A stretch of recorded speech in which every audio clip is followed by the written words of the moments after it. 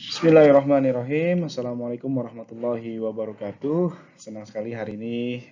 Sebenarnya di sini sudah malam-malam ya, sudah sekitar jam berapa? Sekitar jam 10 malam, hampir setengah 11 malam. Tapi saya senang sekali bisa, alhamdulillah senang sekali bisa membuat materi ini. Dan senang sekali kalau bisa mengajak teman-teman untuk belajar tentang pengantar ilmu metalurgi dan material ini. Ini pertemuan kedua kita ya, di mana sebelumnya kemarin sapa-sapa lah, kenalan gitu kan. Bagi kemarin yang nggak datang, nggak apa-apa. Mudah-mudahan video yang kemarin saya kirimkan melalui YouTube ya, itu bisa menjadi perkenalan kita sebentar, sejenak lah gitu bahasanya. Mudah-mudahan ada kesempatan nanti kita bisa ketemuan, silaturahim gitu ya, tatap muka langsung, salaman, dan bukan nggak mungkin, mudah-mudahan juga kita bisa ketemu langsung, belajar bareng gitu nanti. Belajar bareng ya, bukan saya ngajarin aja, tapi juga saya bisa belajar dari teman-teman semua. Oke, di materi kuliah kedua ini saya akan coba masuk ke materi, tapi ini saya mau nampilin gambar nih. Mungkin teman-teman ngelihatnya gambarnya keren-keren gitu kan, tapi sebenarnya bagi seorang anak metalurgi atau anak material ya, material science atau materials engineering, tiga gambar ini sebenarnya kalau dilihat ini sangat bermakna sekali. Kenapa? Sebagai contoh misalnya yang sebelah kiri ini, kalian tahu apa? Pasti tahu semua ya. Ini adalah potongan gambar dari Menara Eiffel. Alhamdulillah saya pernah kesini nih, ya sombong. Tapi memang sebuah Menara Eiffel ini fenomenal lah ya. Ada mungkin udah jutaan orang yang datang ke lokasi ini dan juga foto-foto gitu ya. Dan ini udah lebih dari 100 tahun bangunannya. Kalau saya nggak salah ya, dibangun tahun 1890-an kalau saya nggak salah, oleh seorang namanya belakangnya adalah Eiffel. Nah, Eiffel ini dibangun purely gitu ya, atau secara umum mayoritas mungkin 98% sekian itu dibangun dari logam, dari steel. Dalam hal ini adalah baja. Nah, alhamdulillah sampai hari ini masih berdiri tegak, masih dikunjungi oleh banyak orang. Gara-gara ikon ini juga banyak orang mau datang ke kota Paris gitu ya. Banyak orang bisa jualan di sana, jual gantungan kunci, jual makanan. Tapi kalau di sana nyari tukang jajanan kayak cilok itu nggak ada di sana. Saya udah cari soalnya. Nah, tapi jadi sebuah magnet tersendiri. Dia nggak karatan, kok bisa ya nggak karatan? Karena kita tahu di sekitar kita banyak sekali besi-besi karatan. Ini pertanyaan menarik. Kenapa besinya nggak karatan? Kenapa besinya kalau di musim panas dia nggak kelihatan gitu ya? Walaupun sebenarnya dia merenggang dia sebenarnya, tapi nggak gitu kelihatan. Dan kenapa juga ketika dia musim dingin gitu ya, dia nggak patah gitu ya? Atau dia misalnya nggak baut-bautnya nggak patah karena dia mengkerut gitu. Kok bisa sih? Nah, ini sebuah hal yang menarik. Nah, bagi anak metalurgi khususnya gitu ya, melihat sebuah bangunan yang dibangun oleh, kalau nggak salah namanya Alfred Eiffel, siapa saya lupa lah gitu ya. Si Eiffel ini menjadi sebuah penyemangat juga gitu loh, bahwa seorang arsitek, seorang ahli di bidang metalurgi, di bidang ahli logam gitu ya, bisa mendesain hal-hal seperti ini, fenomenal inilah gitu. Nah, sebelah mana dulu ya? Sebelah atasnya lah, sebelah atasnya. Itu banyak batu-batuan. Wah, ini kayak tukang batu gitu. Tapi enggak, ini menceritakan bahwa a part of material science itu atau material engineering ada juga yang kita bilang sebagai keramik. Jadi keramik itu adalah bukan cuma keramik yang kita injak ya, itu keramik juga, itu benar nggak salah. Tapi sebenarnya keramik itu adalah segala jenis material yang dia biasanya adalah gabungan dari logam dan non-logam. Dia berinteraksi menjadi senyawa gitu ya, dan akhirnya dia jadi ya contoh keramik. Apa yang contoh keramik? Ada gelas, ada kaca, gitu, ada keramik gitu ya, ada ubin gitu ya misalnya, batu, gitu. Ada juga tembok, apalagi ada mungkin kalau teman-teman tahu ada namanya, kalau misalnya Gerinda, maksudku Gerindra itu partai Gerinda gitu kan, itu juga beberapa banyak yang dari keramik juga. Ada juga misalnya untuk keramik yang selama ini kita nggak tahu kalau itu sebenarnya adalah bagian dari keramik apa ya, misalnya apa contohnya yang sehari-hari di kita, ya tadi gerinda tuh orang nggak tahu kalau itu keramik gitu, sebenarnya itu bagian dari keramik. Banyak dari gerinda yang misalnya tungsten carbide gitu ya. Intinya adalah kalau keramik itu biasanya dia adalah gabungan dari senyawa apa dari unsur logam dan unsur non logam, dia berinteraksi jadi senyawa baru, dia jadi keramik. Nah, banyak kok contoh misalnya kalau dia ada oksida misalnya Fe2O3 gitu. Fe-nya itu adalah besi, O-nya adalah oksigen gitu kan. Pas dia gabung Fe2O3, maka sebenarnya dia karat tadi itu ya, karena karat itu Fe2O3, dia adalah bagian dari keramik gitu. Nah, jadi keramik tuh jangan mikir wah belajar keramik, anak keramik pasti ngomongin tentang ubin aja, enggak gitu. Nah, yang bawahnya ada juga sebuah gelas gitu ya. Sebuah gelas yang ini kita nama gambar saya kayak video saya. Sebuah gelas yang bisa kita pegang, bahannya plastik gitu. Keseharian kita yang jadi masalah juga sampah gitu di masyarakat karena dia nggak terurai, tapi harganya murah sekali, gampang dibuat, gampang dibentuk, dan kalau bentuk bikinnya itu mau bikin ribuan, ratusan ribu, jutaan bahkan itu dalam hitungan sekian hari itu bisa dilakukan. Beda yang sama namanya metal gitu ya, berbasis logam, itu susahnya minta ampun untuk bikin bentuk yang seperti ini. Nah, kesemuanya ini sebenarnya adalah bagian dari ilmu yang kita pelajari, metalurgi dan material.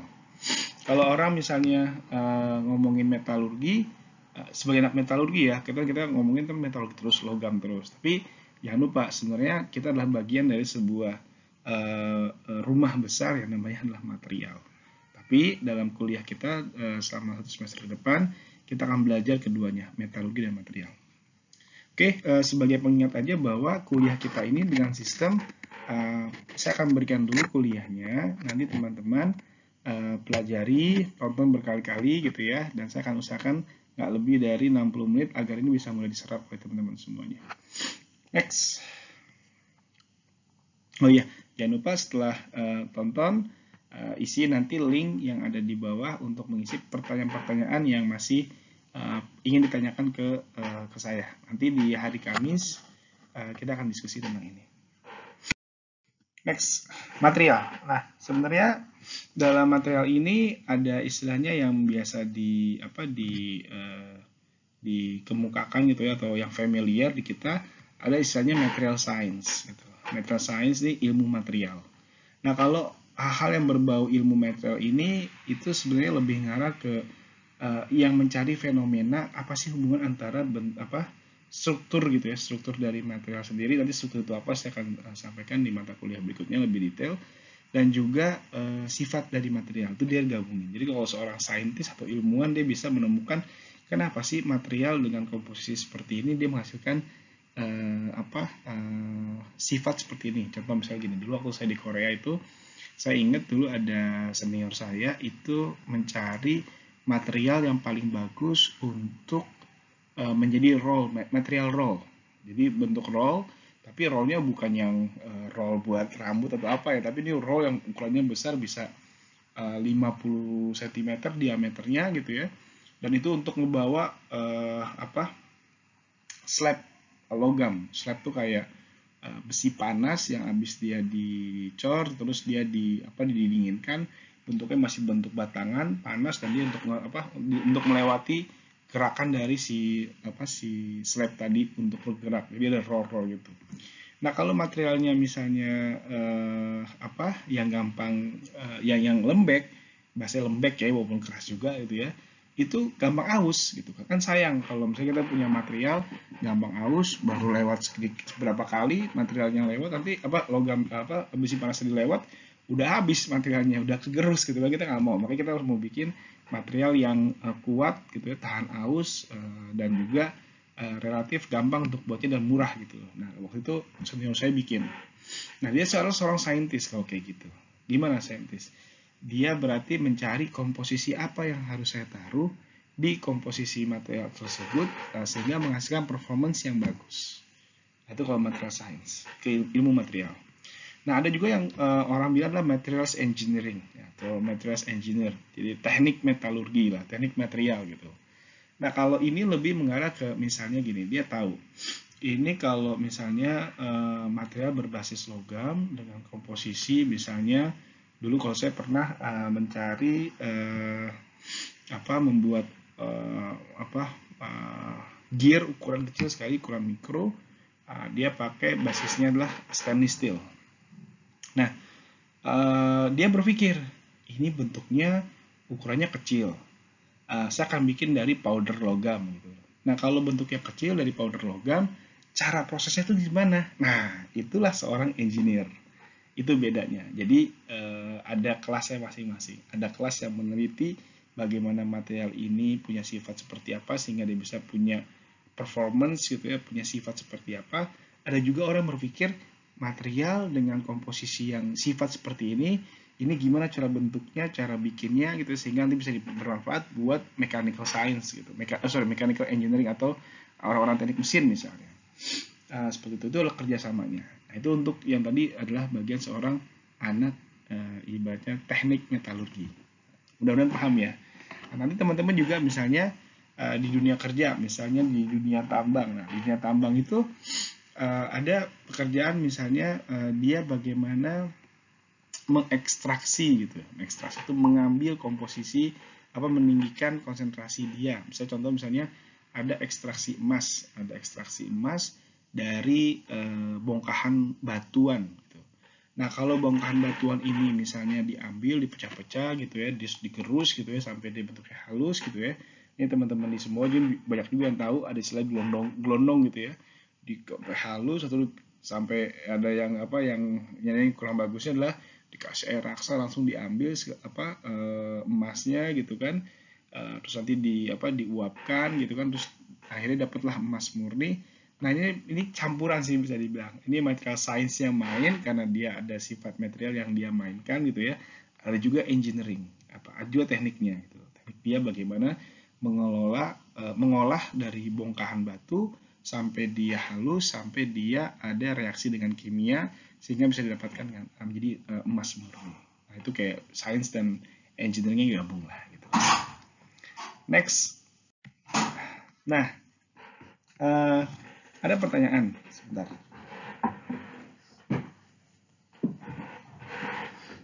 Nah, ada sebuah pertanyaan. Tadi udah jawab ya. Apa sih material science? Udah kita jawab.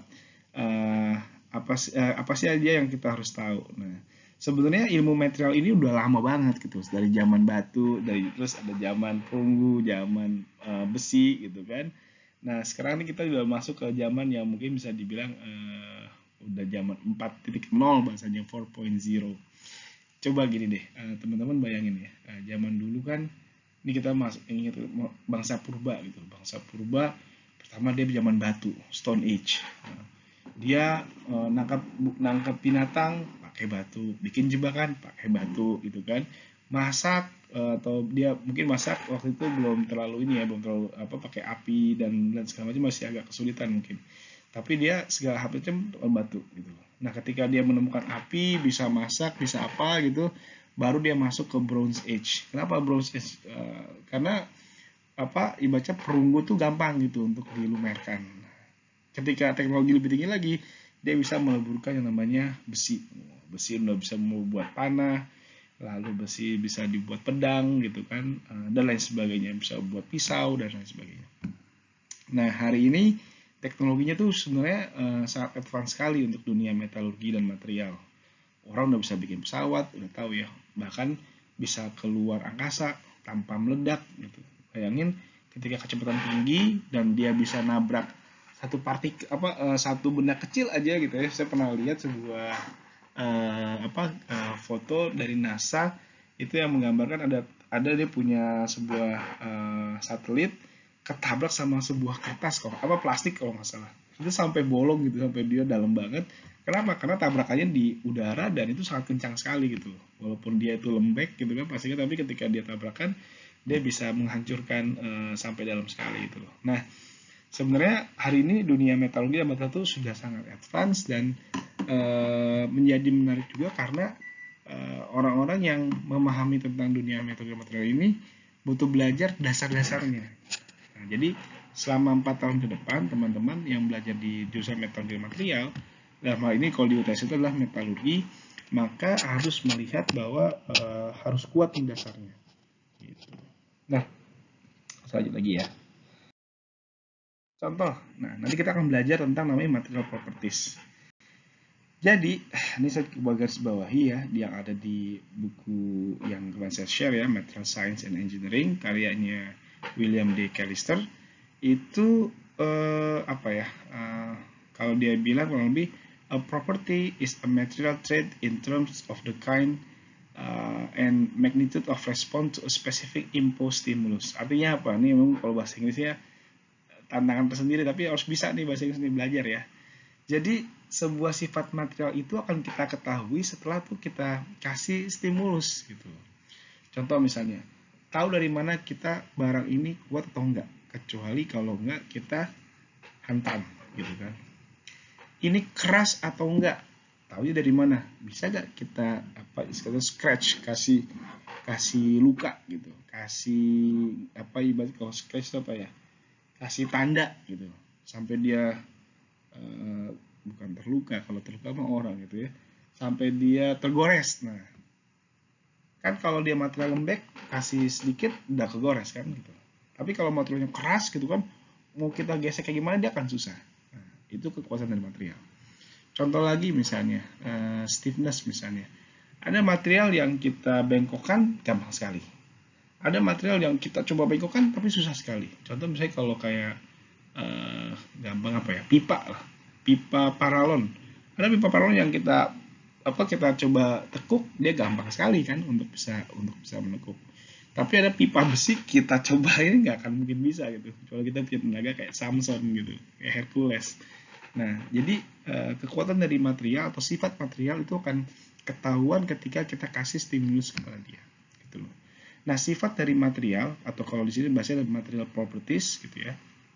Itu secara umum ada yang namanya sifat mechanical atau sifat mekanis, ada sifat electrical, ada sifat tentang kelistrikannya, ada thermal atau panas, ada magnetic ya, ada ya sifat dia kepada magnet. Nah, ada yang ketika dia dikasih besi berani gitu ya, magnet, dia nempel gitu. Ada juga yang dia nggak nempel gitu kan. Ada juga yang ragu-ragu gitu kan, paramagnetic misalnya gitu. Ada juga yang optical, ada material yang dikasih cahaya dia bisa tembus gitu. Ada juga yang dia mantulin gitu. Ada juga yang ketika dikasih cahaya dia samar-samar. Nah, dan terakhir ada juga yang kita harus tahu juga adalah sifat material ketika dia rusak. Kayak contoh tadi saya sampaikan, kok Eiffel Tower sampai hari ini nggak karatan-karatan? Kenapa tuh? Kok bisa? Nah, kenapa besi yang mobil ya misalnya, ada juga mobil yang ketika dia habis tabrakan gitu kan, mobilnya penyok gitu kan, kok bisa mobil yang penyok itu biasanya bagian yang penyok itu cepet karatan? Merhatiin nggak? Nah, mungkin kalau saya kasih clue dikit, karena ketika dia karatan, maka ada lapisan tipis yang dia sebenarnya kena yang tadi udah ditutupin gitu ya, udah di coating, udah dicat gitu ya, akhirnya nanti air masuk ke sana. Air masuk ke sana, nanti lama-kelamaan dia akan keropos karatan gitu ya maksudnya. Itu contoh kecilnya. Dan lain-lain sebagainya. Banyak sekali. Nanti bisa dibaca ya di sini. Next. Contoh lagi. Nah, jadi material properties itu bisa dibilang atau sifat material itu sangat bergantung dari proses juga gitu. Nanti kita akan bicarakan lagi. Sama-sama nih contoh misalnya, ada yang namanya diamond atau kita bilang permata atau berlian ya. Ada juga namanya grafit atau karbon ya, kalau kita ngomongin grafit atau arang misalnya. Ini kedua itu sama-sama dari karbon dari unsur karbon C gitu. Tapi kok unsurnya sama-sama karbon, kok harganya beda banget lah misalnya. Yang arang paling sekilo 5.000 gitu. Tapi kalau misalnya permata atau berlian gitu ya, nggak usah sekilo. 1 gram aja udah bisa ratusan ribu rupiah gitu. Atau mungkin jutaan gitu kan. Kok bisa berbeda? Nah, kenapa? Karena ternyata ketika atom dari karbonnya itu memiliki struktur yang berbeda, maka menghasilkan sifat yang berbeda. Nah, anak metalurgi itu dia akan belajar bagaimana sifat dari material itu ternyata berpengaruh dari apa? Dari hubungan antar atomnya. Apakah dia hubungannya misalnya ionik atau misalnya kovalen, pernah belajar ya waktu SMA ya, atau dia misalnya strukturnya sama-sama kovalen tapi strukturnya seperti apa gitu. Apakah nanti ada bagian-bagian, ada ortorombik, ada rombohedral, banyak banget, ada 14 struktur yang bisa kita pelajari. Nah, ini contoh dari material science, material properties maksudnya. Next, nah kalau kita udah bisa memahami sifat material, maka nanti enak untuk kita pakai dia sesuatu apa kalau kita membutuhkan dia. Contoh misalnya nih, ada orang yang udah tua gitu ya, ada juga udah lama gitu ya, udah hidupnya udah lama gitu, udah tua gitu ya, bahasanya itu kadang radang gitu, atau mungkin dia udah nggak bisa jalan gitu, susah jalan, ada pengapuran lah bahasanya. Itu ketika seorang ahli metalurgi dia bisa, wah gimana ya cara menyembuhkannya. Nah, dia bilang ke profesi, wah udah kita coba ini aja, coba kita ganti gitu ya. Wih, kita ganti dengan material yang misalnya dia itu bisa, tapi dia punya syarat. Materialnya ini nggak boleh karatan. Kan lucu kan kalau misalnya pakai pen gitu kan di dalam tangan atau di kaki kita atau dalam tulang kita, terus dia karatan, gatel nanti. Nah, tapi dia harus tahan kepada darah, dia nggak karatan, dia misalnya nggak menimbulkan alergi, gatal-gatal gitu, atau mungkin dia nggak toksik, gitu, nggak beracun. Terus tahu apa harus diketahui sifat-sifatnya. Nah, contoh nih misalnya nih ada yang kita mau, ini contoh ini disampaikan di mana di buku ini ya, Material Science. Nah, ini contohnya, ini bagian dari dari headnya gitu ya, dari kakinya penopang gitu ya. Nah, ini bisa dalam ilmu metalurgi ini atau anak material science dia bisa mengerti, diganti nih bisa. Nah, jadi kalau di sini dilihat nih ya, mungkin ini memang bisa ya, saya coret-coret. Di sini dia kasih bahannya apa? Fixation agent. Nih, ada fixation agent. Ada fixation agent. Ada juga misalnya dia di sini bahannya itu adalah cup gitu ya, khusus gitu ya. Dia harus bikin cup. Ada juga di sini pendulum lah bahasanya, atau bola gitu ya, yang dia gampang untuk bergeraknya gitu ya. Di sini juga ada sebuah bahasanya, sebuah sambungan yang dia nggak akan lepas kalau dari sini gitu ya. Nah, ini ada fixation agent. Fixation itu berarti dia di skrup lah bahasanya untuk ditaruh di sini. Nah, bahan-bahan ini kan sekali lagi nggak mungkin kalau ini adalah bahan yang biasa aja atau yang karatan gitu. Ini harus diperhatikan banget.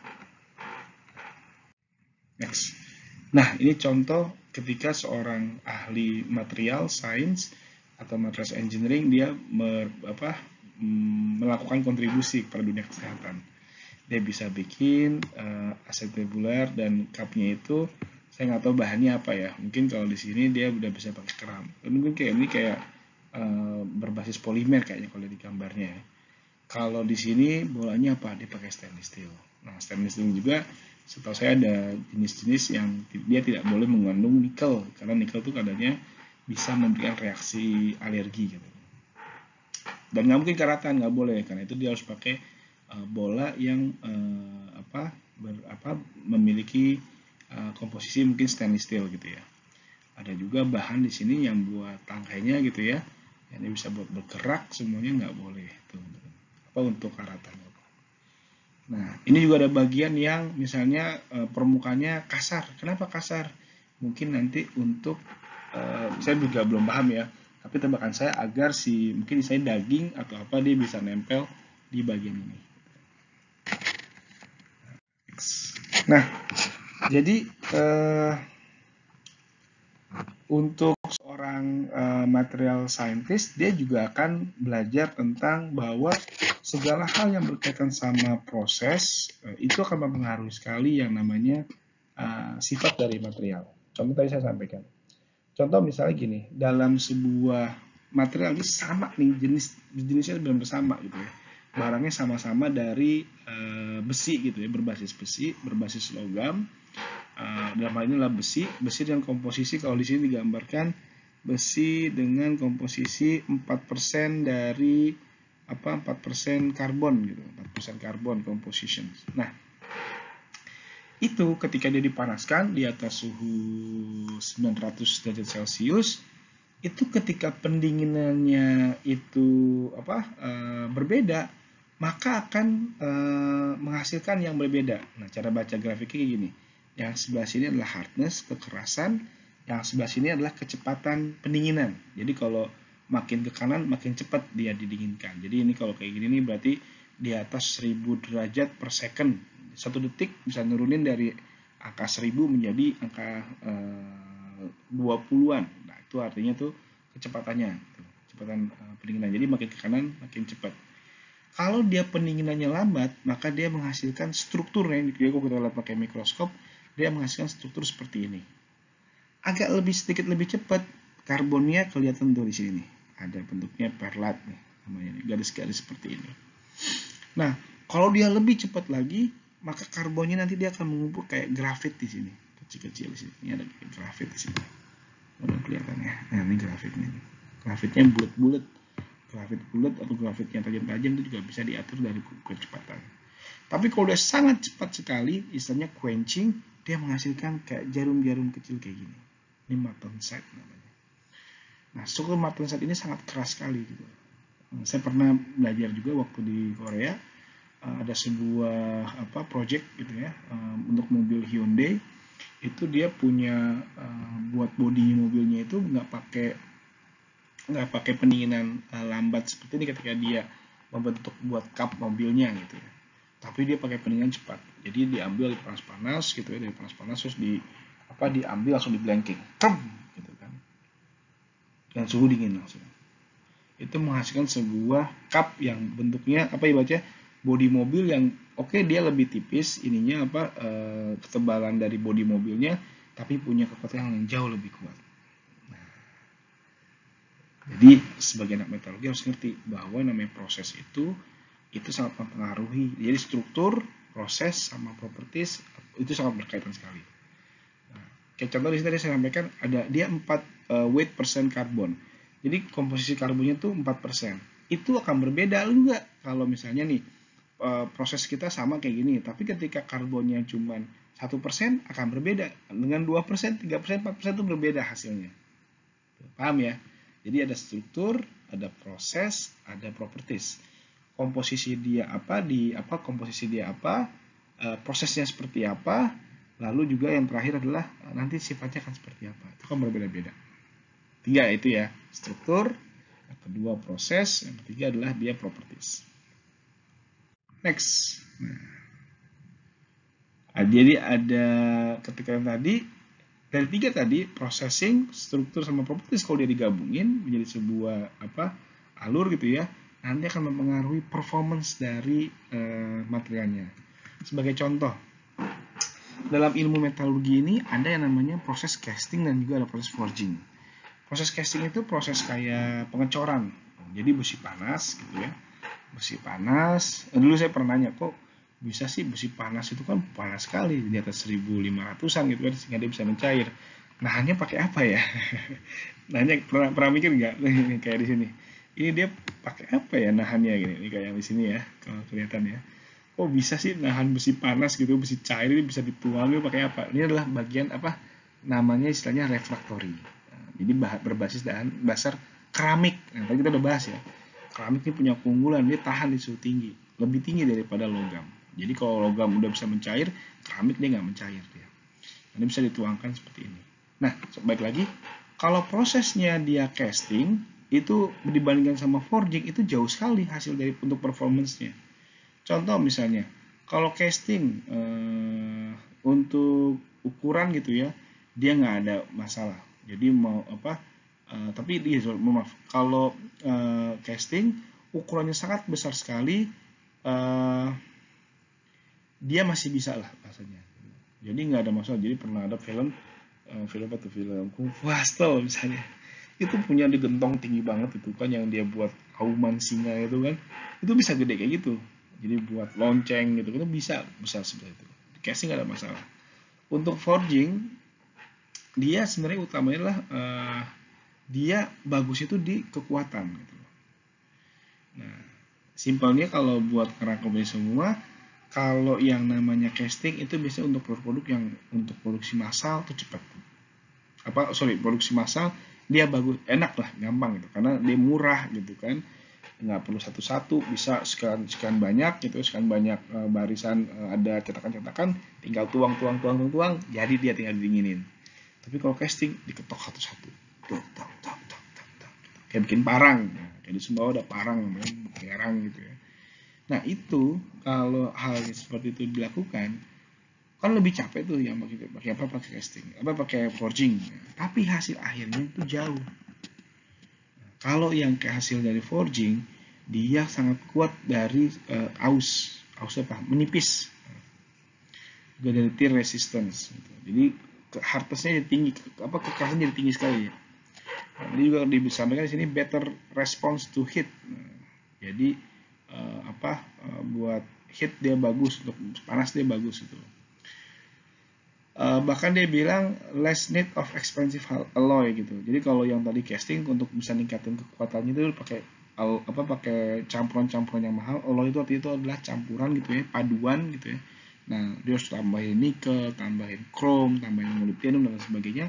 Tapi kalau di forging dengan kekuatan yang keras sekali ditepuk-tepuk, diketok-ketok terus gitu ya, itu dia bisa mendapatkan material dengan kekuatan yang sama di forging dengan biaya yang mahal. Next. Nah, ini tipe-tipe material. Nah, kita masuk sekarang. Jadi secara umum material itu bisa dibagi 3. Yang pertama logam. Logam ini punya sifat dia strong, kuat, ductile. Itu artinya apa? Ulet. Ulet itu apa, Pak? Jadi ulet itu gini. Kalau kamu punya besi, kita bengkokkan, dia nggak patah langsung, tapi dia penyok dulu baru dia patah. Nah, itu ulet namanya. Ya, ductile. Yang kedua, dia high thermal dan electrical conductivity gitu. Jadi kalau kamu ada setruman, kamu pegang pakai besi, pasti dia nyetrum. Atau pakai logam yang lain, umumnya nyetrum. Aluminium nggak gitu bagus, tapi dia bisa nyetrum juga. Opak nggak tembus cahaya dan reflektif, dia bisa mantul cahaya. Jadi kalau besi atau logam gitu ya, logam itu bukan cuma besi, ada emas tuh logam, apalagi aluminium itu logam, nikel itu logam, chrome itu logam, banyak sekali, tembaga itu logam. Nah itu kalau reflektif maksudnya apa?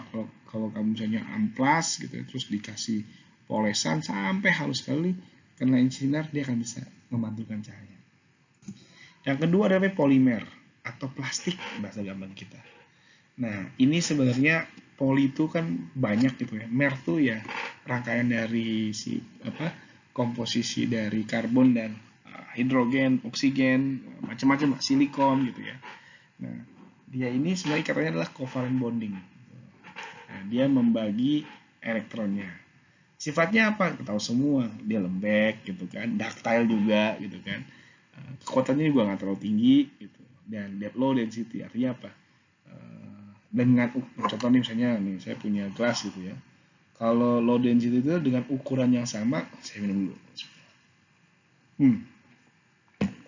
Biar gampang contohnya.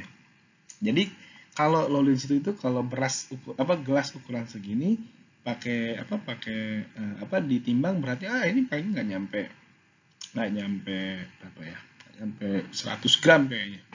Tapi kalau ini adalah logam, wah ini bisa sekilo, bisa jadi setengah kilo mungkin ukuran. Kalau bentuknya sama, nah itu namanya density atau massa jenis kalau bahasa kita. Nah, jadi kalau dia itu bisa, itu untung atau rugi Pak? Bisa keuntungan, bisa kerugian tuh. Contoh misalnya Anda mau bikin perahu. Kalau perahu kita pakai plastik misalnya, wah enak dia, enteng dia, bisa ngambang gitu loh. Tapi kalau kekuatan gimana? Wah, dia ditabrak atau dimakan sama buaya bisa pecah dia gitu kan. Gampang pecah. Nah, jadi kita bisa ukur-ukur lah kalau sebagai anak metalurgi atau anak material. Nah, thermal dan insulatornya jelek dia. Jadi kalau misalnya nanti megang sesuatu mau yang nyetrum-nyetruman gitu kan, pakai sarung tangan anti setrum, pegang, itu biasanya bahannya dari polimer. Optically translucent atau transparan. Nah, misalkan transparan nih, saya bisa Apa kelihatan kan nih, rambut saya masih bisa kelihatan karena plastik itu bisa tembus. Yang ketiga itu adalah seramik. Seramik tadi sudah bilang dia adalah bukan cuma keramik ya, macam-macam gitu. Dia bisa gabungan antara logam sama non logam. Karena itu dia biasanya ikatannya adalah ikatan ionik dia. Ada oksida, karbida, nitrida, sulfida dan lain sebagainya. Nah, sifatnya apa? Dia brittle. Apa itu brittle, Pak? Brittle tuh kalau dia patah, nggak pakai pengok. Kamu pernah nggak ngeliat misalnya ada keramik, kamu coba patahin, atau batu bata gitu kan, patahin gitu kan, dia bengkok dulu kan nggak ada kan, langsung patah dia. Itu namanya getas atau brittle kalau bahasanya anak metalurgi, anak material. Glassy, kayak gelas lah, gitu. Elastik itu ya tahu ya. Jadi kadang-kadang ada juga bahasanya sorry ini elastik nggak masuk nih. Non conducting, dia insulator juga gitu. Ya nggak elastik ya. Non elastik maksudnya. Next, contoh. Nah ini gambar gambar ini sangat memudahkan sekali. Ini yang sebelah kiri adalah gambaran untuk yang modulus. Yang modulus itu kekuatan dari material lah maksudnya. Nah, yang sebelah bawah ini yang modulus ya. Saya kasih gambar. Ini yang modulus. Nah, sebawahnya ini adalah density. Nah, dalam hal ini bisa kita bilang bahwa misalnya nih kayak gelas tadi gitu, sama-sama gelas gitu misalnya. Nah, itu dengan ukuran yang sama, dengan ukuran sama, dengan bentuk yang sama, itu memiliki kekuatan yang berbeda-beda. Contoh apa misalnya? Ini bentuk misalnya foam gitu ya, polimer. Wah, kalau polimer udah pasti dia kekuatannya rendah dia dibandingkan sama yang lainnya. Nah, polimer pun juga macam-macam. Ada foam bentuknya, ada busa kayak busa, ada elastomers, ada polimer. Polimer itu ada PTFE. Nah, kalau kalian misalnya lihat botol aqua, nyebut merek, botol minuman kemasan, di bawah dia ada PP, ada ada PTE mungkin ya. Saya lupa. PET, sorry, polietilen. Kalau polietilen itu bisa dipakai untuk yang gelas minuman kemasan gelas. Kalau PP yang biasanya botol, lebih keras dia. Nah, ini ada PET, nah ini yang tadi saya bilang ada PIK gitu kan. Ada polyester gitu. Ada PP. Wah, ini PP di bawah, berarti saya terbalik. PET berarti yang botol. PP berarti yang gelas. Kayaknya enggak deh. Nanti saya cek deh. Nah di atasnya itu ada logam. Logam pun juga macam-macam. Contoh di sini yang paling rendah ya, ada lead, apa tuh? Timbal. Ada di sini di atasnya lagi adalah zinc alloys. Alloy sekali adalah paduan zinc. Ya, dia masih lembek lah dia bahasanya. Ada di atasnya lagi adalah Cu alloys. Ada juga W alloys. W itu apa? Tungsten. Ini tinggi sekali nih. Tapi ada yang lebih tinggi lagi, tungsten carbide. Maksud carbide ini sebenarnya maksudnya adalah keramiknya. Ada juga Al2O3. Nah, ini keramik nih, benar nih. Ini yang kuning ini keramik nih semua ini. Ini keramik, kalau yang ini adalah metal, yang merah metal. Al2O3 tuh keras sekali dia di atasnya itu. Ada juga steels. Steels di sini gabungan. Kenapa gabungan? Karena nanti dalam belajar di ilmu metalurgi ada metal sama keramik itu juga bisa bergabung. Sip, lanjut. Nah, jadi sekali lagi kalau misalnya kita menjadi seorang ahli metalurgi, nanti ada banyak hal yang kita harus bisa melakukan proses seleksi. Nah, jadi untuk bisa menseleksi material gimana? Gampang aja. Yang pertama, tanya dulu mau aplikasinya mau diapain sih? Mau dipakai di mana sih? Gitu. Ditanya dulu mekanikalnya, misalnya aspek mekanis sekuat apa sih mau dipakai gitu. Elektrikalnya sekuat apa sih, apakah nyetrum ataukah nggak boleh nyetrum atau apa gitu misalnya. Thermal dipakai di suhu berapa sih dia. Magnetik misalnya dia butuh nyimpen memori gak misalnya, atau misalnya dia butuh untuk sama magnetik jangan masalah gak gitu. Optical apakah dia harus tembus cahaya apakah dia misalnya nggak boleh tembus cahaya gitu, itu relatif. Apakah dia boleh karatan, apakah nggak boleh karatan gitu. Kayak contoh misalnya kita punya pembangunan misalnya di daerah pinggir pantai gitu. Itu harus dicek banget karena air pantai itu sangat-sangat, atau uapnya aja. Jadi nggak usah air pantai, nggak usah air lautnya, uapnya aja itu sangat-sangat korosif gitu. Itu tanyakan dulu. Yang kedua, properties. Jadi kita baru cari, kalau gitu kita cari, kalau udah ketahuan sifat-sifatnya atau aplikasi yang seperti itu, maka saya butuh sifat yang seperti ini, yang nggak boleh karatan, yang harus kuat gitu, yang bisa nahan beban, yang kehantam dia nggak akan pecah. Nah, misalnya gitu. Yang ketiga, baru materialnya tentukan, material apa yang akan saya pakai. Gitu, gampang kan? Aku taruh begini. 3 ini, tentukan aplikasinya, sifat apa yang dibutuhkan, udah tinggal pilih materialnya apa. Next, contoh nih. Nah, ini sifat dari electrical. Apa sifat electrical? Sifat dari kemampuan dia untuk mengalirkan listrik, atau dalam hal ini adalah elektron lebih tepatnya. Di sini ada yang namanya suhu ya, gitu. Jadi kalau suhunya makin tinggi atau suhunya makin rendah, gitu ya, ke kiri, gitu ya. Kalau suhunya makin rendah, maka namanya resistivity itu meningkat. Apa itu resistivity? Resistivity itu bahasa gampangnya adalah keengganan. Nah, bahasa keengganan material logam untuk menghantarkan elektron dari satu titik ke titik yang lainnya. Nah, ini dilihatin nih. Kalau resistivity-nya tinggi, berarti dia makin susah dia untuk bergerak gitu ya. Tapi kalau resistivity-nya rendah, berarti dia gampang dia untuk menyalurkan. Nah, ini dikasih tahu bahwa pure copper atau copper murni atau logam tembaga murni itu sangat mudah dia untuk mengalirkan listrik. Kalau ada campuran-campuran, tambah nikel, tambah 1,12, tambah 2,12 nikel, itu makin berat dia untuk menghantarkan listrik. Yaudah Pak, kita pakai kabel murni aja. Jangan lupa, kalau kabel murni aja yang pakai tembaga murni aja yang kita taruh tanpa ada paduan yang lain, nanti terlalu lembek dia. Jadi harus kita taruh. Jadi paduan-paduan misalnya ditambahkan ke suatu material, kadang-kadang itu ada tujuan tertentu untuk mempengaruhi properties atau sifat dari material tersebut. Contoh thermal juga yang kedua, sifat material.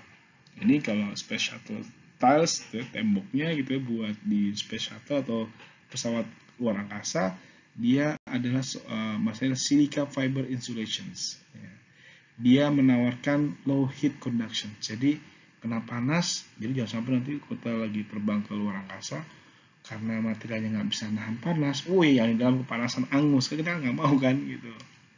Nah, ini kasih gambar bahwa thermal conductivity of copper itu bisa turun kalau kita campur seng. Jadi thermal conductivity itu bisa turun ketika kalau kita campur sama seng. Tembaga campur seng, apa namanya? Ayo. Namanya Kuningan. Bukan daerah Kuningan ya, namanya Kuningan. Kalau tembaga dicampur sama timah itu apa? Perunggu ya. Perunggu itulah tembaga ditambah sama perak, maaf gitu. Jadi dia kalau nggak salah perunggu namanya. Saya lupa perunggu atau timah ya, kalau nggak salah timah deh. Nah, kalau yang si seng ini dia jadi kuningan, dia lebih ringan. Next, magnetic. Nah, ini mungkin udah pada nggak ngalamin kali ya, magnetic storage gitu. Zaman dulu kita punya namanya, kalau buat nyimpen memori gitu ya, itu pakai disket. Cuma sekarang udah nggak ada disket nih. Itu kita bisa atau dulu buat radio gitu ya, radio tuh dulu disimpan tuh bentuknya bukan di USB gitu. Temen-temen nggak tahu kalau radio tuh dulu pakai kaset gitu. Udah mungkin tahu lah gitu ya. Nah, ini magnetic permeability pun juga bisa dipengaruhi kalau kita naruh tambahan silikon. Silikon tuh bisa tambahkan sampai 6% kalau nggak salah di Fa untuk magnetic. Next, optical. Nah, contoh lagi nih. Ini transmittance ya, bisa atau enggaknya meneruskan cahaya. Ini ada tiga material, ada 3 sampel. Sampel ini sama-sama sama-sama aluminium oxide Al2O3. Tapi ini ditaruh di atas ini ada beda-beda. Ada yang bisa tembus cahaya, ada yang sedikit kelihatan nih ya, agak sedikit kelihatan kan ini tulisannya nih ya. Kalau bisa dilihatin gitu ya, kelihatan tuh masih kemudian jelas. Ada juga yang sama sekali nggak bisa tembus cahaya. Oh bisa sih gitu.